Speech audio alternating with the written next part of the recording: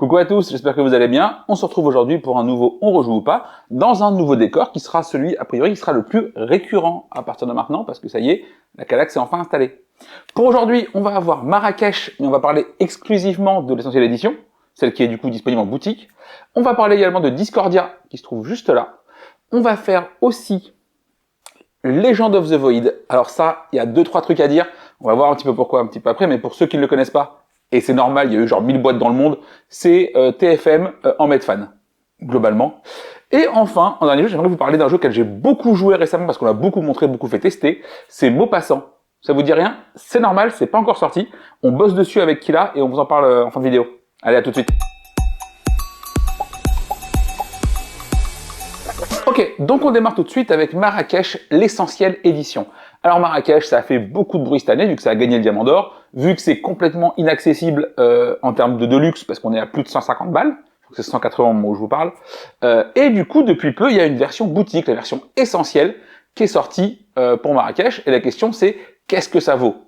Non, et la réponse c'est pas 80 balles, déjà on est plus proche de 70, et surtout, la question c'est, est-ce que cette baisse de prix influence vraiment le gameplay? Qu'est-ce que ça implique? Est-ce que ça vaut le coup de la prendre ou pas? Est-ce que c'est pas trop cher? Voilà. Donc on va un petit peu en parler rapidement. Pour ce qui est du jeu, globalement, le jeu est excellent, ça ne change pas. J'ai fait plusieurs reviews, n'hésitez pas à aller checker là-dessus. Il y a même une mise à jour qui confirme que vraiment c'est très très bien. D'ailleurs, j'y joue régulièrement, on est sur un 4, voire même un 5 toujours, hein, après un an après la sortie. Donc vraiment, le jeu est très solide et pour moi, il s'installe complètement dans le paysage ludique actuel. Mais que vaut cette édition?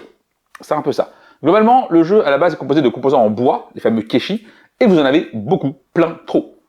Voilà. Là, vous en avez beaucoup moins, parce qu'en fait, ceux que vous allez mettre dans la tour, eux, sont toujours en bois, pas de souci là-dessus. Par contre, sur vos pistes personnelles, ce sera pas des keshi, ce sera des tokens que vous allez pouvoir glisser sur une piste.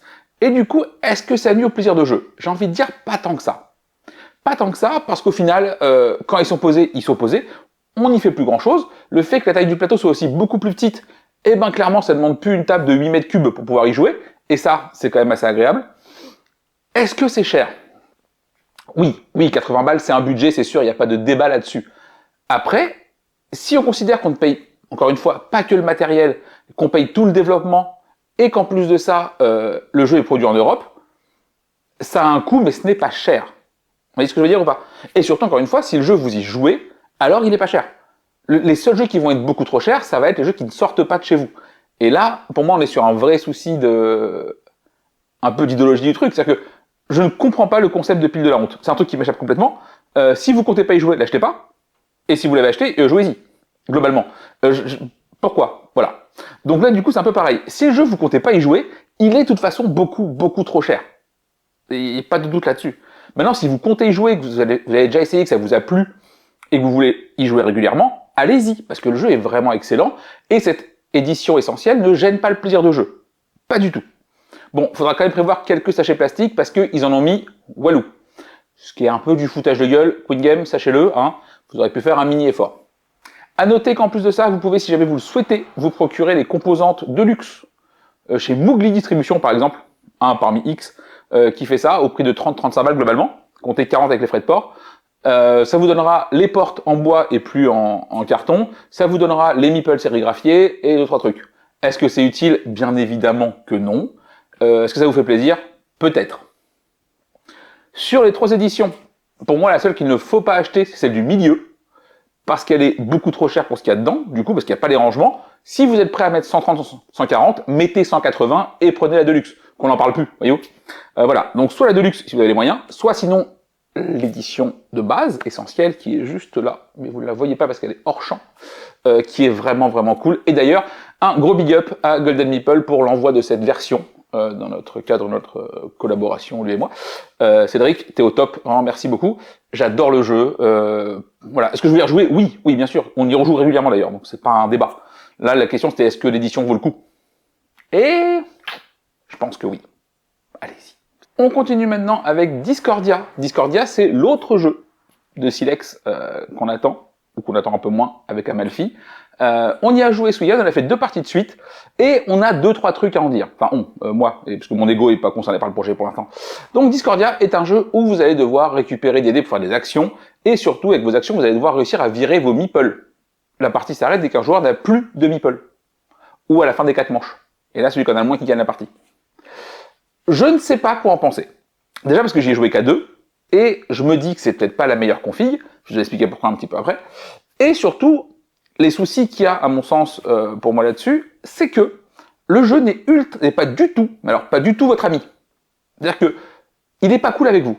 Vous passez votre temps à essayer de virer des meeples, parce que c'est le but du jeu quand même, hein, je le rappelle, vous allez en virer machin, et à la fin des tours, vous allez en piocher 8, 10, 12 parfois, ce qui fait qu'il n'y a absolument pas ce côté satisfaisant de j'arrive à avancer dans ma cause.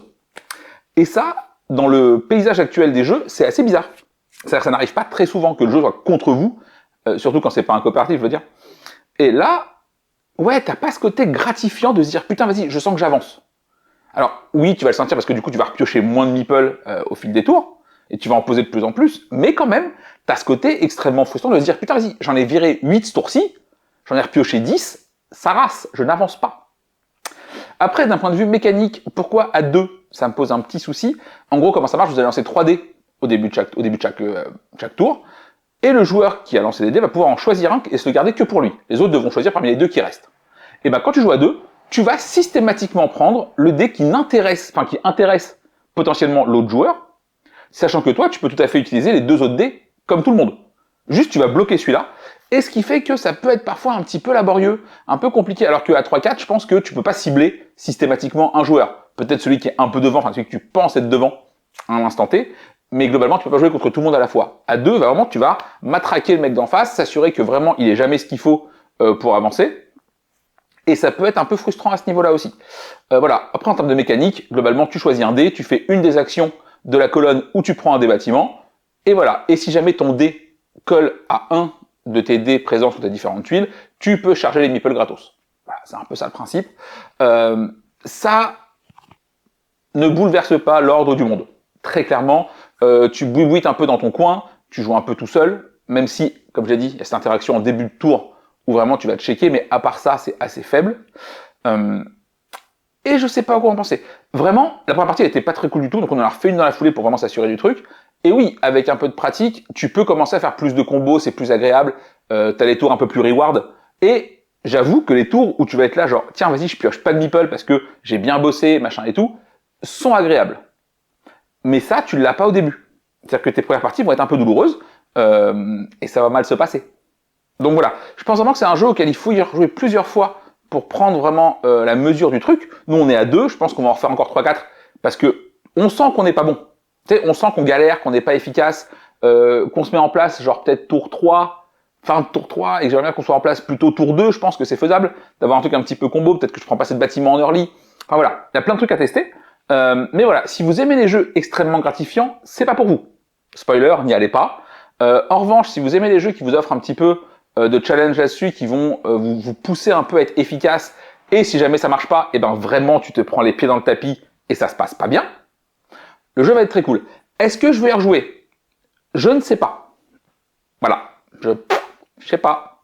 Je sais pas parce que je me dis, je vois pas vraiment ce qui va changer mes parties à 2 ou 3, globalement. Mais en même temps, j'ai envie d'y rejouer pour m'améliorer parce que je sais que je peux faire tout pareil qu'avant, mais un petit peu mieux. Ça ne changera pas le jeu en lui-même, mais là c'est plus perso pour le côté challengeant du truc, où j'ai envie de me dire, vas-y, j'ai réussi à faire ce que je voulais. Donc je sais pas trop. Je pense qu'on va être sur un 3 en envie de rejouer, parce que du coup, je vais pas le proposer spontanément, mais je vais le ressortir avec plaisir, parce que le jeu est chouette, ça marche bien quoi qu'il arrive, hein, le jeu est efficace mécaniquement, il n'y a pas de souci là-dessus. À noter toutefois que plateau double couche, donc c'est très très cool, on aime beaucoup ça. Inconvénient, plateau double couche, du coup ça gondole, on aime moins, mais malheureusement c'est lié au fait qu'il soit double couche. Voilà, c'est comme ça, autrement. Donc voilà, donc Discordia, si vous aimez les jeux comme ça avec un peu de challenge, qui vont demander quand même plusieurs parties pour être pris en main, plusieurs parties pour faire ce que vous voulez, allez-y. Si à l'inverse, vous préférez les jeux non frustrants, ou vraiment quoi que vous fassiez, globalement ça se passe bien, négatif. On attaque maintenant un gros morceau, Legend of the Void, la légende du vide, peu de choses près. Pas entendu parler, c'est normal, le jeu était sur KS, il y a eu assez peu de boîtes distribuées, et les retours que j'en ai eu par ceux qui ont pu y jouer et ceux qui l'ont, étaient à chaque fois, putain c'est vraiment trop bien, faut que t'essayes. Évidemment, j'ai voulu choper une boîte sur le Caseo, autant dire que tu cherches une aiguille dans une boîte de plein de trucs, hein, un Marrakech de luxe, et c'est chaud. J'ai fini par réussir à y jouer chez Dimu. Donc ça déjà, rien que pour ça, merci à lui. Et je suis très partagé. Parce que, deux choses. Petit 1, j'ai adoré le jeu. Ce qui est un bon point. Petit 2, le jeu reprend à 90% les mechas de Terraforming Mars. Ça veut dire que genre, au début de la partie, vous avez 10 cartes en main, vous en gardez autant que vous voulez. Toutes les cartes que vous gardez, vous les payez 3 or. On va jouer 8 manches. Chaque manche commence par un draft de 4 cartes. Chaque carte que vous gardez vous coûte aussi 3 or. Les cartes ont des badges, des prérequis. Dès que vous allez mettre un dégât à un monstre, plutôt que monter un paramètre, vous allez gagner un NT. Et votre ressource, votre prod d'or à chaque tour, c'est votre NT plus votre prod de gold. Et les ressources que vous avez à la fin, genre le mana qui n'est pas utilisé, devient une matière rouge, et les rouges deviennent autre chose. Enfin, quand même.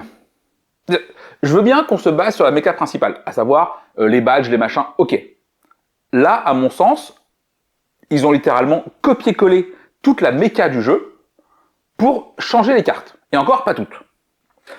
Du coup, je suis emmerdé. Je suis emmerdé parce que le jeu est excellent. Pour moi, c'est meilleur que TFM parce que c'est un peu plus complexe, parce qu'il y a plus d'options de jeu, parce qu'il y a plus de voies viables, parce que plein de choses. Mais en même temps, s'il n'y a pas TFM, ce jeu, il n'existe pas. Du coup, dans quelle mesure tu peux encenser un jeu qui, au final, n'a pas inventé grand-chose, à part qu'il a rendu plus complexe un jeu existant? Je ne sais pas. Voilà, je suis emmerdé de ouf avec ce jeu. J'ai envie d'y rejouer parce que on a vu genre peut-être 50 cartes, 80 cartes sur les 300. Donc vraiment, j'ai rien vu du jeu pour l'instant en termes de cartes. Mais quand il joue, fatalement, tu te dis, je joue à TFM avec, à la place d'avoir l'espace et machin, j'ai des trolls et des monstres à buter. Et voilà. Alors oui, il y a un côté carte qui change un peu parce que là, tu poses pas des forêts et des villes, mais tu te déplaces pour aller péter la gueule de mobs qui t'ont rien fait, globalement. D'ailleurs, mobs qui sont extrêmement relous à gérer en termes de déplacement, parce que ils se déplacent à chaque tour, bon ça soit, peu importe. Mais surtout, au-delà de ça, dès qu'ils peuvent pas, faut changer des trucs, des bidules, c'est chiant à gérer. Je m'en suis pas occupé, et même comme ça m'a saoulé. Donc imaginez. Et d'ailleurs, il y a eu une modif de règle de la part de mes coéquipiers de jeu, que je trouve extrêmement pertinente, c'est que normalement, le monstre, tu sais quand est-ce qu'il bouge à la fin du tour. Tu révèles la carte, et ça bouge. Ça peut être what the fuckesque. Oui, c'est un verbe, absolument. Oui, on peut dire what the fuckesque, c'est autorisé. Parce que du coup, ça peut totalement te saboter beaucoup trop de choses pour un jeu de strat. Tu me fous le dawa sur un jeu qui dure une demi-heure, ça va. Tu me niques ma partie après 3 heures de jeu parce qu'un mob il a fait genre comme ça au lieu de faire comme ça, c'est non. Donc là, le truc, c'était on révèle la carte au début du tour et on sait comment il bougera à la fin du tour. Et du coup, on a déjà conséquences. Ce changement est très bien, à mon sens, et permet d'éviter les catastrophes. Voilà. Pour le reste, je sais pas quoi dire parce que vraiment, bah c'est TFM, hein. Oui, il y a plus de cartes, il y a plus de badges, il y a plus de stratégies croisées. Oui. Je suis emmerdé. Voilà. Est-ce que je vais rejouer? Oui, genre beaucoup. D'ailleurs, je cherche le jeu. Si jamais vous l'avez à un tarif qui n'est pas équivalent à un rein, ça m'intéresse. Donc le jeu est très bien. Mais quand même. Donc pour ceux qui l'ont, n'hésitez pas en commentaire à me dire ce que vous en pensez, si vous voyez vraiment les similitudes ou pas, si ça vous dérange ou pas, et un peu tout ça. Si vous ne le connaissez pas, je vous invite à aller jeter un œil sur BGG, parce que vraiment, c'est flagrant. Et voilà, mais le jeu est excellent, voyez-vous. Du coup, vous êtes comment vous par rapport à ça? Est-ce que si un jeu copie beaucoup un autre jeu, est-ce que ça vous dérange pas? Est-ce que ça dépend du jeu? Je ne sais pas. Vraiment, je ne sais pas comment traiter cette information-là. Et voilà. Mais le jeu est cool. Le jeu est cool. En même temps, tu as une base mécanique qui est cool. Donc fatalement, c'est plus simple. Et c'est évidemment infiniment plus beau. Ce qui n'était pas compliqué. Il fallait le faire. Ok, comme dit pendant l'intro, je vais finir avec Maupassant. Maupassant n'est pas sorti, mais vous pouvez y jouer si vous êtes très gentil avec nous et que vous nous le demandez poliment, parce qu'on peut s'arranger. Parce qu'en fait, Maupassant est un jeu avec lequel on développe avec l'ami Kila, un ami de Marseille, depuis quelques temps, et on arrive à une version qui est quasi finale. Donc on commence maintenant à le montrer à différents éditeurs, et les retours sont plutôt cool. Le principe est simple. Vous avez 9 mots, je vais essayer de mettre des petites photos à côté, 9 mots sur la table, et votre but va être de réussir à faire deviner 3 de ces mots. Sauf que, c'est là que c'est intéressant, vous allez avoir 7 indices dans la main, 7 mots, indices, et vous devrez faire trouver strictement 3 mots. Et vous vous démerdez comme vous voulez, vous devez utiliser vos 7 mots. Eh ben, bon courage. Voilà, tout le jeu est là-dessus, et donc du coup je vais mettre des exemples ici. L'intérêt de ce jeu, c'est que c'est un peu Codename pour les flemmards. Parce que du coup, Codename, il y a ce moment un petit peu gênant, où tout le monde se regarde pendant 10 minutes pour dire à la fin personnage 2. C'est relou, fallait enlever ça. Mais on a eu ça aussi dans le jeu, parce qu'au début les gens galéraient un peu. Donc on est parti sur une résolution à la SoClover. Malin. Dans le sens où chacun a son petit paquet de 9 mots devant lui, va planifier ces 3 mots, et une fois que tout le monde a fait sa résolution, on va chercher, en coopération, à résoudre les différents tableaux. Et ben, faut avouer que ça marche pas si mal. Donc en tout cas, si jamais vous êtes éditeur, n'hésitez pas à nous contacter. yoel@firstplayer.fr. Facile. Ou sur Messenger, ou peu importe. Signaux de fumée, chouette, tout marche. Voilà. Si vous êtes joueur et que vous voulez essayer, envoyez-nous également un petit message. On va peut-être pouvoir faire un truc, vous envoyer un print and play ou quoi. On va discuter de ça ensemble. Et on va tenter, en plus de ça, sur la page Facebook, de proposer régulièrement, chaque jour, ou peut-être une fois par semaine, parce qu'on est un peu des flemmards, surtout en ce moment parce que c'est l'été, de proposer des petits setups pour vous faire jouer un petit peu avec nous au jeu. Voilà, comme ça on aura vos retours en direct et en espérant que ça se passe bien. On va finir gentiment cette vidéo en vous faisant de gros bisous. J'espère que tout se passe bien pour vous, que les juilletistes sont rentrés, que les Haussiens partent en vacances aussi pour chill sur les 4000 degrés de je ne sais où. La semaine prochaine, on l'a déjà dit, je serai à Marseille. Du coup, probablement pas de vidéo, parce que j'ai pas envie de trimballer un trépied, une caméra. J'ai la flemme. Donc voilà. Mais on sera de retour la semaine d'après. Et on parlera de l'Orcana qui sera sorti. On a des choses à dire. J'ai mis le t-shirt en plus qui allait bien. Voilà, je vous fais des bisous, portez-vous bien, n'hésitez pas à liker la page, à vous abonner, en commentaire à me dire ce que vous avez fait cette semaine, et portez-vous très très bien. Allez, des bisous, ciao.